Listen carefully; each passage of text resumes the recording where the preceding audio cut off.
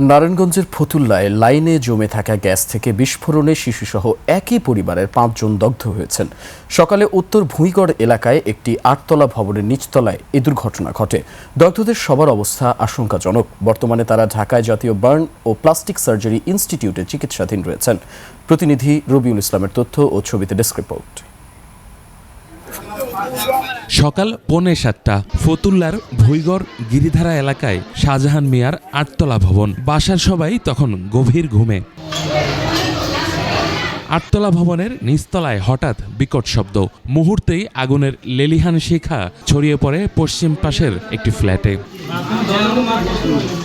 আগুনে ঝলসে যান সবজি বিক্রেতা মোহাম্মদ কালাম, তার স্ত্রী সালমা এবং তাদের ৩ সন্তান মুন্নি ও কথা। পরে স্থানীয়রা তাদের উদ্ধার করে ঢাকা মেডিকেলের বার্ন ইউনিটে ভর্তি করে। আমরা অনেক জোরে এক শব্দ পাইছি। শব্দ শোনার সাথে সাথে আমরা মনে করছি ট্রান্সমিটার বাস্ট হয়েছে। সব বিরে পুইরে একবারে পুরো শরীরে চামড়া উঠতে গেছে। এর হাজবেন্ডের বেশি ক্ষতি হয়েছে। গ্যাস ধরাতে গেছিল, বাস্ট হয়ে গেছে, দরজা জানালা বন্ধ ছিল। আহতদের হাসপাতালে দেখতে যান স্বাস্থ্যমন্ত্রী সর্দার সাখাওয়াত হোসেন বকুল। তিনি জানান, আহতদের শরীরের ৩০ থেকে ৯৫% পর্যন্ত দগ্ধ হয়েছে। এর মধ্যে গৃহকর্তা কালামের অবস্থা সংকটাপন্ন। যে গৃহকর্তার স্বামী সে 90%, ওনার স্ত্রী 65% এবং বাচ্চাগুলিও আপনার 35%, 40% এরকম পুড়ে গিয়েছে।